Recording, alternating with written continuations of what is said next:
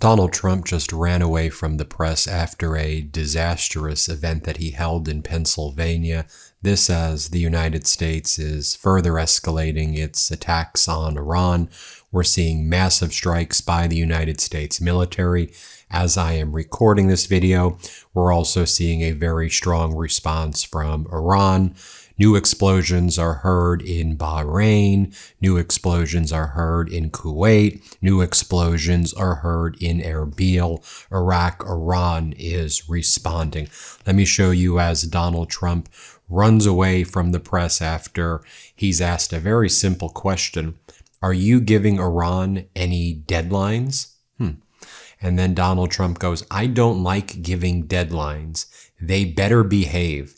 Donald Trump, who constantly sets arbitrary deadlines, says, I don't like giving deadlines, and then he just runs away from the press. Watch for yourself. Here, play this clip. Nice to be with you. Are you going out to the event?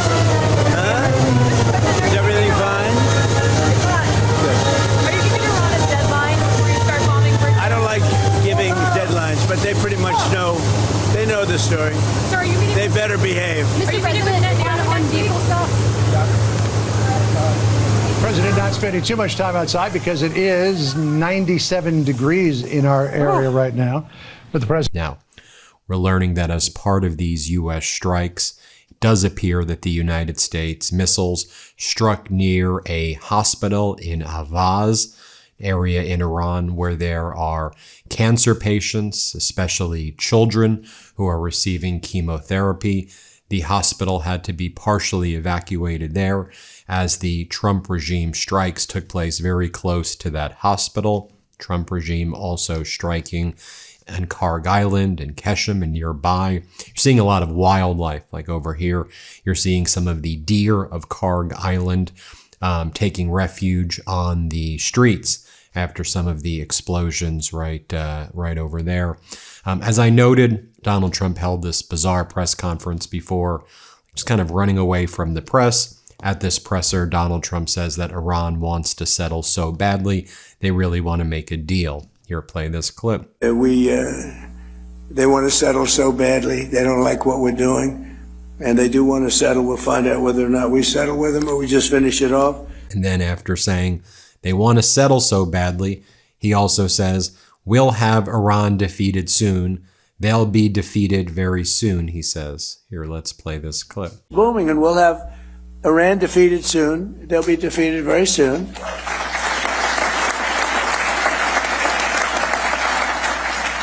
And then I guess it'll be even better. But, you know, even during this, it's been amazing. I mean, now the Wall Street Journal is also reporting how Donald Trump and his despicable regime are leaning towards expanding U.S. military operations in Iran, including ground troops, including bombing what they believe to be covert nuclear sites, including bombing civilian infrastructure. Now, just if you go back through this past week, you'll see the reporting that I did where I talked about ground invasion, because I saw where the U.S. was bombing, so it was obvious to me that they were prepping for a ground invasion, or special forces at least.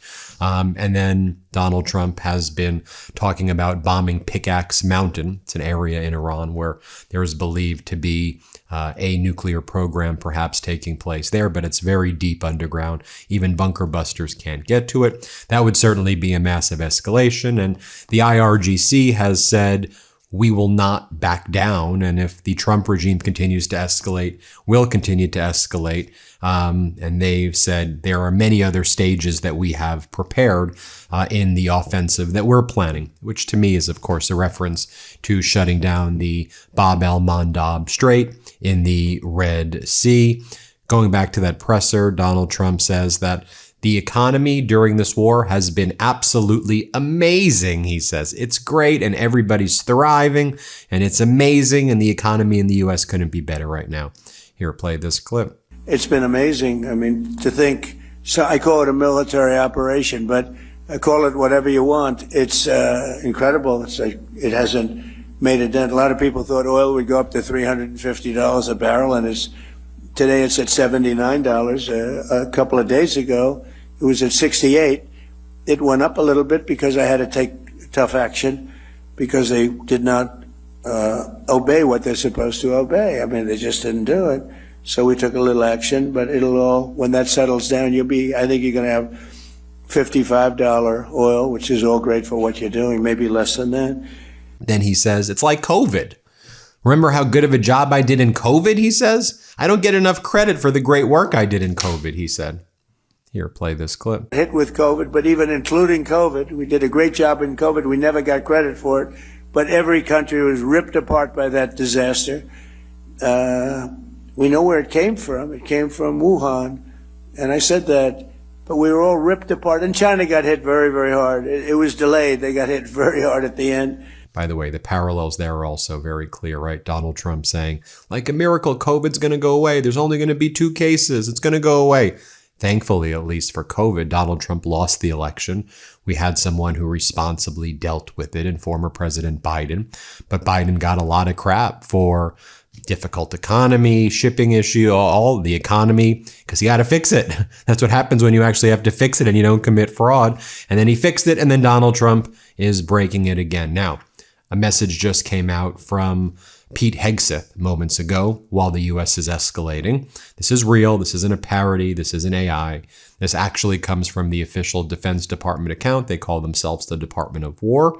And Pete Hegseth says, we will now be known as the high T Department of War, as in high testosterone, and that they will be doing medical analysis on the troops to ensure that they have the appropriate level of T, of testosterone. Here, play this clip. At the Department of War, we have the most elite warriors on the face of the earth. Every single day, you are pushed to your absolute physical and mental limits to master the profession of arms. We demand your all, and you give it. But while we invest heavily in our weapon systems, platforms, and gear, our most decisive tactical advantage will always be the individual warfighter.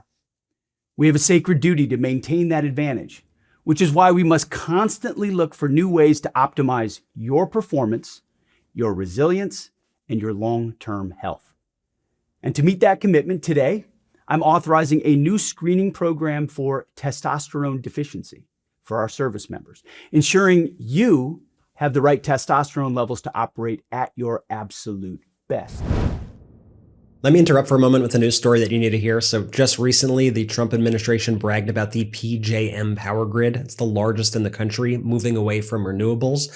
Energy Secretary Chris Wright posted a chart showing coal, gas, and other non-renewable sources making up over 91% of generation and renewables under 6%. He was bragging about this. His advice in a time of strain during the summer heat was to keep your air conditioners blasting. His words. One day later, PJM had to declare emergency actions following an alert by the federal government, the Trump administration, telling utilities to cut electricity use as outages, overloaded transmission lines, and extreme heat pushed the system towards blackouts. Now, Trump loves to say in his speeches, like all the time, that only unsuccessful countries use wind, that only disasters run on renewables. He said that China doesn't use wind power, but that's not true even in the slightest bit. China is the #1 wind producer on Earth. It's not even close, and they keep on expanding it. Meanwhile, the Trump administration is bragging about cutting renewables while the grid nearly buckles.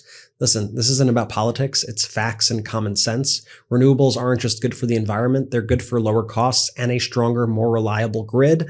And they make the country stronger and more competitive as a whole. So now I want to hear from you. What do you think about how the administration is handling climate and renewable energy? Do you want to see more investment? Let us know all your thoughts right now in the comments. I want to hear from you.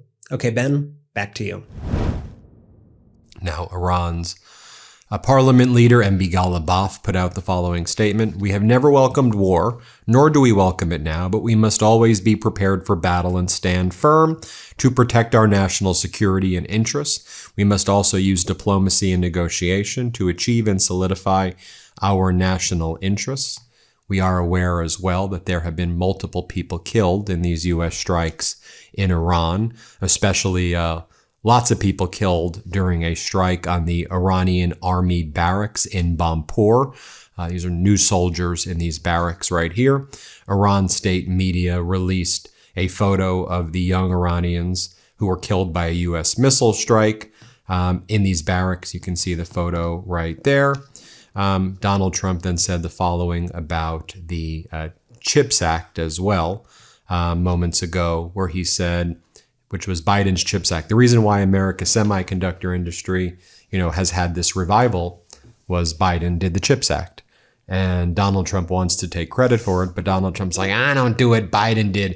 Biden just did the chips for the transgenders. You had to be transgender if you wanted the chips. What are you talking about? I mean, this is just the stupid drivel, the stupid lies that are, again, so dangerous.